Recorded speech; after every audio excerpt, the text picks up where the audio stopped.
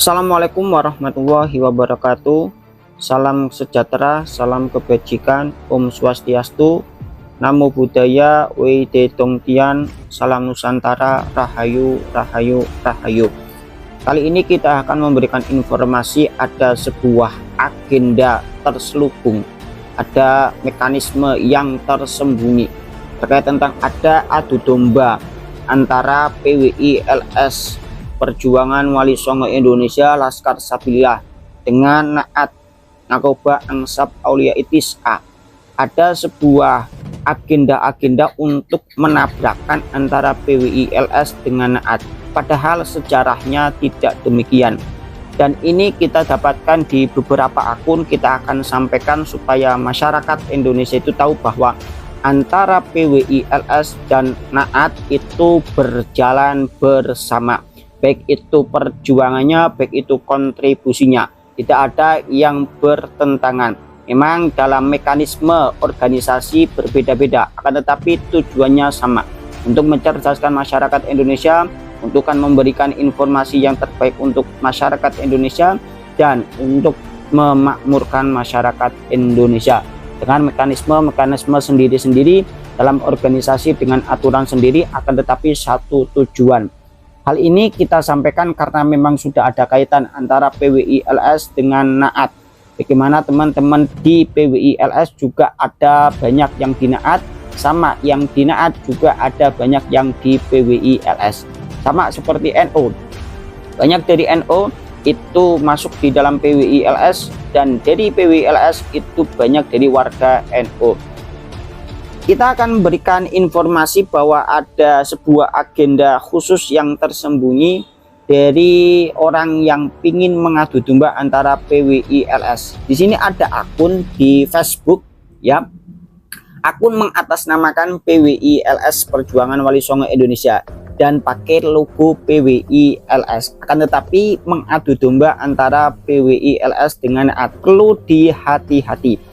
Kita bacakan akunnya. Di sini ada akun PWI LS Perjuangan Wali Songo Indonesia. Terus Ahmad S. Sehan mengundang Anda untuk bergabung dengan grup ini. Al Husaini Yusuf 2 hari sebelumnya. Terus ada tulisan oknum DPC Naat Kudus juga memalsukan sejarah dan makam.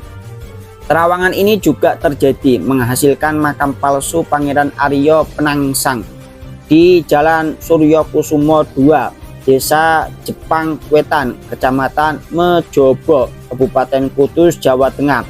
Lokasi jalan bisa dilihat di Google Map. Yang melakukan terawangan adalah pertama Ketua Aktif 2025 DPC Naat Kudus, 2 Waka Aktif 2025 DPC Naat Kudus. Hal itu didukung juga oleh Sekretaris Aktif 2025 DPC Naat Kudus. Oknum-oknum di atas tidak hanya memalsukan makam tersebut, mereka juga telah menggalang dana untuk meramaikan makam palsu tersebut. Sini ada keterangan di bawah, Al-Multazam NO, makam palsu hanya hasil terawangan. Nah, terus ini akunnya ya, yang mengadu domba PWI LS dengan Naat. Akunnya namanya Al Husaini Yusuf, anggota PWI LS Perjuangan Wali Songo Indonesia sejak 6 Maret 2024. 414 teman-teman bisa cross-check sendiri di Facebook. Ntar teman-teman akan menemukan bahwa akun Al Husaini Yusuf ini orang yang mengadu domba antara PWI LS dengan Naat. Mungkin orang ini belum tahu kinerja secara umum dan kinerja secara umum, baik itu Naat, PWI LS, ataupun secara langsung mereka dari teman-teman PWI LS dan Naat itu saling bersambungan dan saling mendukung dan saling membantu. Terus di sini ada sebuah klarifikasi surat langsung turun dari Naat untuk mengklarifikasi dari adu domba yang dilakukan oleh akun Al Husaini Yusuf di dalam grup PWI LS Perjuangan Wali Songo Indonesia. Dan ini langsung diklarifikasi oleh DPC Naat Kudus. Kita bacakan suratnya ya, supaya tidak menjadi hoax ataupun fitnah. Dewan Pengurus Cabang Narkoba Ansab Aulia Itis'a DPC Naat Kabupaten Kudus. Di situ ada sebuah keterangan, akte notaris dan lain sebagainya. Kita langsung baca bawahnya, pernyataan resmi DPC Naat Kudus. perihal klarifikasi publik terkait tentang informasi yang beredar. Dengan memohon ridho Allah Subhanahu wa Ta'ala serta demi menjaga martabat keilmuan dan marwah organisasi, DPC Naat Kudus menyampaikan klarifikasi resmi atas berbagai informasi dan tuduhan yang beredar di ruang publik terkait tentang kajian makam dan sejarah. Pertama, 1. DPC Naat Kudus bekerja berdasarkan metode penelitian ilmiah sesuai pedoman LP3SN Naat. Jadi ada sebuah divisi LP3SN Naat, teman-teman bisa cross-check sendiri, dan itu memang salah satu lembaga yang dilakukan oleh DPC untuk memberikan suatu informasi terkait tentang makam para ulama atau keturunan Wali Songo. Kajian kami meliputi observasi lapangan, dokumentasi nisan, kajian epigrafi, serta pengumpulan data sejarah yang dapat diverifikasi. Ini yang pertama ya, tidak sembarangan, bukan hanya penerawangan, akan tetapi menggunakan mekanisme yang sangat-sangat teliti.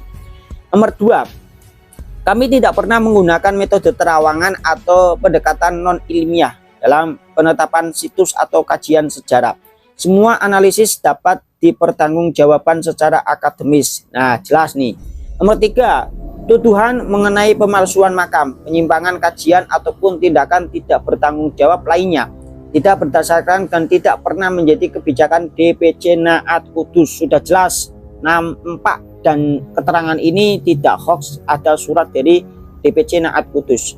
Yang nomor 4, DPC Naat Kudus tetap konsisten menjaga integritas kajian sejarah, menjaga adab dalam perbedaan pandangan, serta menghindari polemik yang tidak bermanfaat bagi umat. Jelas.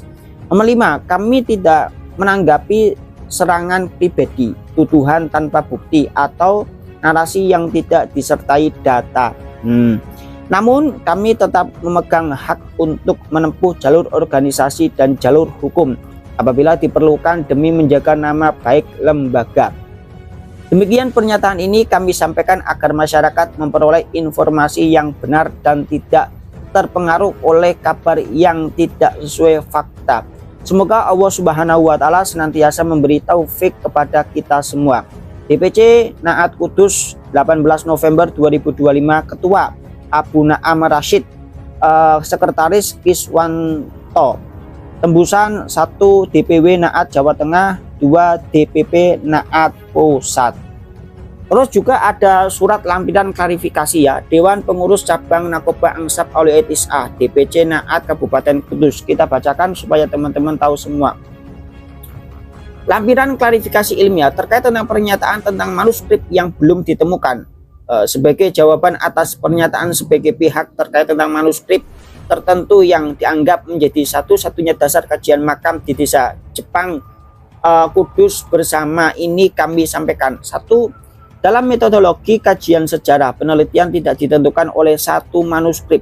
Penetapan situs dan analisis sejarah dilakukan melalui berbagai pendekatan ilmiah, antara lain impigrafi atau epigrafi, ukiran dan inskripsi nisan, analisis bentuk dan material nisan, tradisi lisan masyarakat, data toponimi dan riwayat tempat, dokumentasi lapangan, serta perbandingan dengan nisan sejaman. Semua data tersebut telah kami miliki dan dapat diverifikasi. 2. Manuskrip yang dimaksud memang belum ditemukan hingga saat ini. Banyak manuskrip era Demak Pajang yang hilang karena perpindahan kekuasaan, bencana, atau sebab alamiah. Hal ini tidak membatalkan validitas penelitian karena kajian sejarah tidak bergantung pada satu dokumen tertentu. 3. Ketiadaan manuskrip bukan dasar untuk membatalkan hasil penelitian. Dalam pedoman LP3SN Naat maupun kaidah penelitian sejarah, yang utama adalah konsistensi data, bukan keberadaan satu manuskrip. 4. Kajian kami tetap sah secara ilmiah karena ditopang data lapangan, analisis nisan, dan metode penelitian yang dapat diuji ulang oleh siapapun yang kompeten. 5.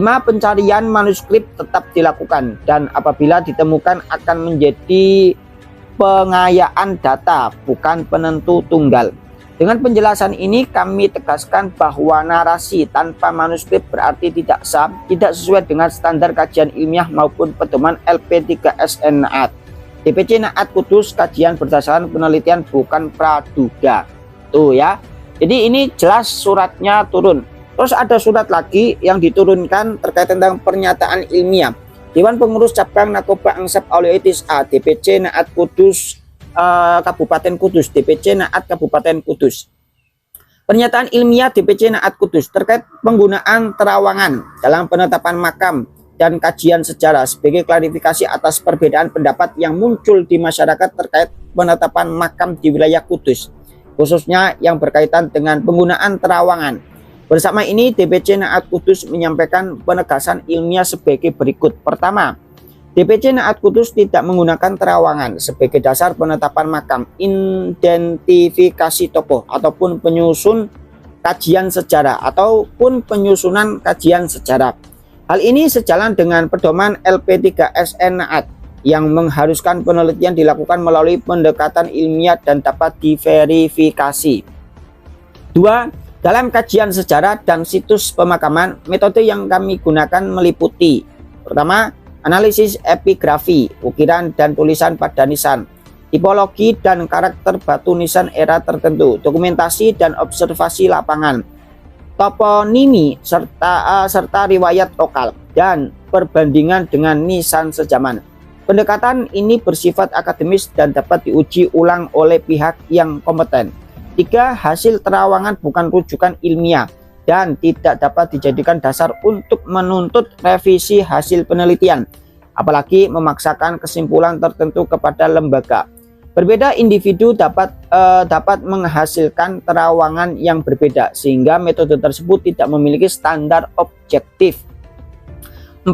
Perbedaan pendapat berdasarkan terawangan tidak dapat menggugurkan data lapangan, karena penelitian ilmiah tidak ditentukan oleh persepsi batin, tetapi oleh satu konsistensi data. 2. Bukti fisik. 3. Dan metode verifikasi. 5. DPC Naat Kudus tetap pada hasil penelitian yang ditopang oleh dokumentasi nisan, analisis tipologi batu, tradisi lokal yang dapat ditelusuri, serta data komparatif sesuai kaidah penelitian sejarah. 6. Kami menghargai setiap pandangan personal, termasuk keyakinan spiritual, selama tidak dipaksakan untuk menggantikan penelitian ilmiah dan tidak digunakan untuk menyerang pihak lain. Dengan demikian, kami tegaskan bahwa kajian DPC Naat Kudus tidak bertentangan dengan metode ilmiah dan tidak dapat digugurkan oleh klaim terawangan yang tidak memiliki standar penelitian. DPC Naat Kudus kajian berdasarkan data bukan persepsi.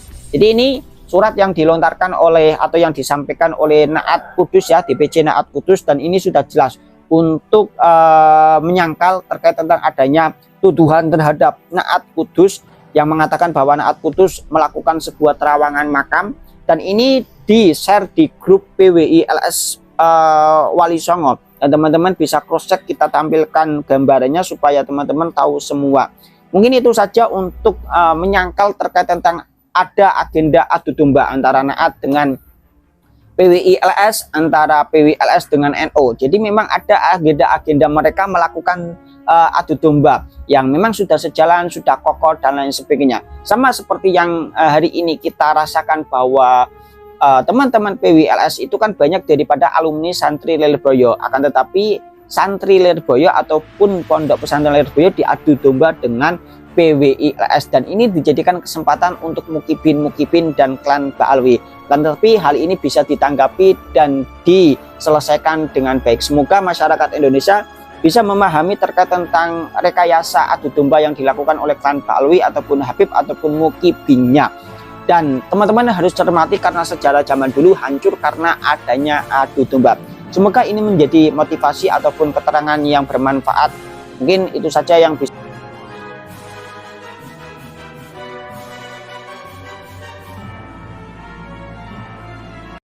Let's go, Sabila.